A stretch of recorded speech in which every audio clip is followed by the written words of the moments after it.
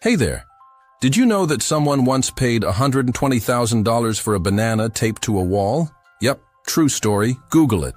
Now, was that brilliant investing or just extremely lucky bananas? That's exactly what we're talking about today. Can investing really make you rich, or is it all just a roll of the dice? To figure this out, let's meet my friend Jake. Jake is your average guy, works a regular job, likes pizza a little too much, and is kind of terrible at Fortnite. Don't tell him I said that. One day, Jake hears his coworker talking about how she made a boatload of money by investing in stocks. Naturally, Jake thinks, hey, I want in on that. So Jake downloads an investing app, throws a few $100 at a random stock he picked because the company's name sounded cool. Space Tech Wizardry Incorporated. Sounds legit, right? And waits. 2 weeks later, boom, his money doubles. Jake feels like a genius. He's strutting around the office, sipping coffee like he's the next Warren Buffett. But when he tries again, choosing a company called CyberSocks, because honestly, who wouldn't want digital socks? He loses almost all of it overnight. Now Jake's confused. Is investing a surefire way to get rich, or was his initial success just dumb luck, like finding $20 in the pocket of an old jacket? Well, let's break it down, using pizza as our trusty sidekick. Imagine investing like ordering pizza at a restaurant you've never tried before. Sometimes you glance at the menu, pick a random pizza, and surprise, it's the best pizza you've ever had. Other times it comes topped with something questionable like pineapple and anchovies. I mean, who orders that? And you regret every life decision that led you there. But here's the thing. Experienced pizza eaters, investors, don't pick randomly. They read reviews, check ratings, and ask around before ordering. They do homework. In investing, homework means researching the company, understanding its business model, and knowing if it's likely to make more money in the future. Take our billionaire buddy Warren Buffett, for instance. He didn't become rich by guessing or flipping coins. He reads more annual reports in a month than most of us read memes. When he buys a stock, he's basically ordering pizza from a place he knows has fresh ingredients, great chefs, and happy customers. But wait, if investing smartly is that straightforward, why isn't everyone rich already?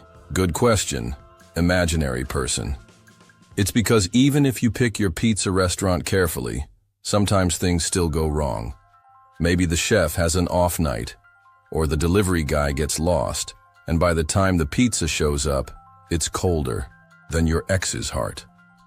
Similarly, a great company can hit unexpected bumps, like economic crashes, scandals, or a new competitor who invents something way cooler. Then there's the story everyone knows, Bitcoin.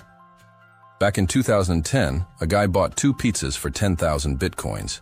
If he'd kept that Bitcoin instead of blowing it on dinner, he'd have hundreds of millions of dollars today. Luck? Absolutely. Could anyone have predicted it at the time? Probably not. It was like accidentally picking the winning lottery ticket while cleaning out your car. On the flip side, there's plenty of folks who bought Bitcoin at its peak and lost their savings when it crashed. Investing without a plan, without knowing why you're buying something, is like betting your entire paycheck on red at the roulette wheel. Sure, you might win big, but you're probably going to end up eating instant noodles for the rest of the month. So, does investing actually work, or is it just gambling dressed up in a suit and tie? The answer is, it depends. Wait, don't leave yet. Let me explain. Imagine you have 2 friends. Let's call them Emma and Liam. Emma saves $200 every month, invests carefully into stable, boring, but reliable stocks or funds, and keeps going for years. Liam, on the other hand, chases every shiny new thing he hears about. NFTs, meme stocks, crypto coins named after animals you've never heard of. Fast forward 10 years, Emma's sitting comfortably with a nice chunk of change built up. She's not Lamborghini rich, but she's definitely living her best avocado toast and vacation lifestyle without stress. Liam, meanwhile, has had thrilling highs and devastating lows. One minute he's imagining yachts, and the next he's Googling how to sell a kidney. Emma didn't rely on luck. She played the game smartly, patiently, and consistently. Liam was playing lottery-style investing, hoping to strike gold but ending up mostly stressed. But here's the twist. Because life's never that simple. Even the smartest, safest investors need a sprinkle of luck. Yep, luck matters. Being born. In the right generation, investing at the right time, stumbling onto a promising stock just before it blows up. These things help. But the difference is, Emma's plan doesn't require luck to succeed. Liam's strategy relies entirely on it. Let's talk about one more analogy, because I'm feeling hungry again.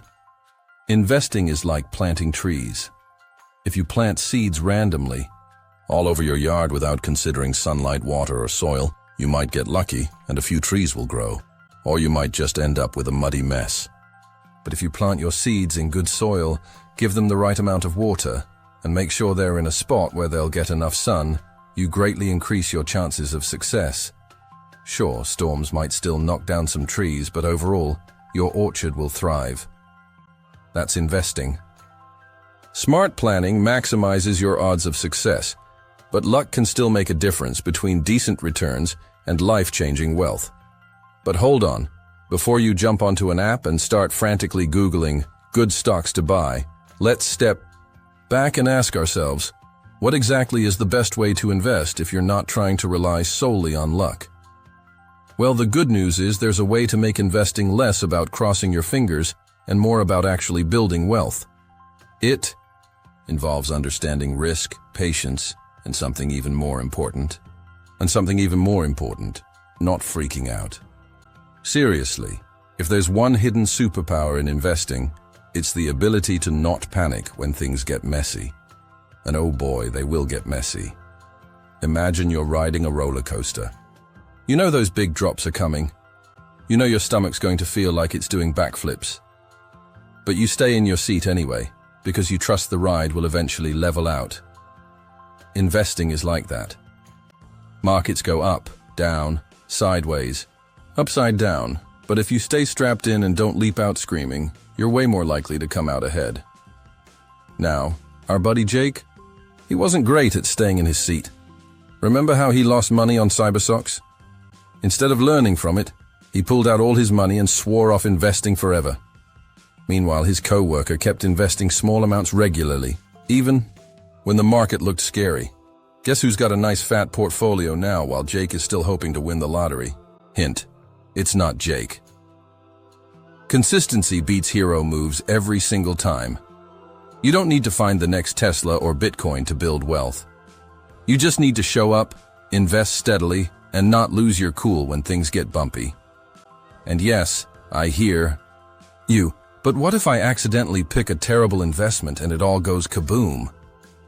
Totally fair fear.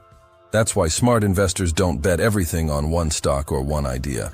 They spread their money around, what fancy people call diversification, but what I like to call not putting all your tacos in one basket. Think about it. If one taco falls out, you've still got plenty left. But if you stacked all your tacos in one basket and dropped it, now you're just sad and taco-less. Nobody wants that. In investing, spreading your money across different companies, industries, and even countries means that if one thing crashes, you're not wiped out. It's basic survival strategy, like not trusting just one lifeboat on a ship. Also, here's a sneaky little trick wealthy people use. They think long term. Not next week long. Not even next year long. We're talking decades. Rich folks aren't checking their stocks every 10 minutes and freaking out because Tesla dipped 2%. They're thinking, where will this company be 20 years from now? You ever heard that saying, time in the market beats timing the market? It's true. Trying to perfectly time when to jump in and out is basically trying to predict the future. And unless you have a time machine stashed under your bed, good luck with that. The secret sauce? Stay invested. Give your money time to grow like a good sourdough starter. And if you've ever tried making one, you know it takes forever. But, man, it's worth it. Here's another thing nobody tells you early enough. Compounding. It sounds boring, like something your math teacher droned on about. But it's pure magic. Picture a snowball. At first it's tiny, like the size of a golf ball. You roll it a little bit, it gets bigger. Roll it some more, it gets way bigger, way faster. That's what happens with money over time. Your investments make a little money, then that money makes a little more money, and pretty soon, it's growing by itself while you're off binge-watching Netflix. This is why starting early matters so much. Even if you're just investing tiny amounts, time turns small beginnings into giant wins, like, hey, where did this forest of money trees come from? Kind of wins. All right, now real talk. Does luck still play a role? 100%. Yes. Some people happen to invest right before a giant boom. Some people get unlucky and invest right before a crash. Life's random like that. But if you've got a solid plan, stay consistent, diversify your investments, and don't panic. At every little market hiccup, you don't need perfect luck to end up doing really, really well. It's kind of like sailing. You can't control when the wind changes, but you can steer your boat and stay out there long enough for the good breezes to come back around. So in conclusion, can investing make you rich? Yep, absolutely. But it's not about getting lucky once. It's about making smart, boring, consistent moves over and over again, even when it's not exciting, even when everyone around you is panicking or chasing the next shiny thing.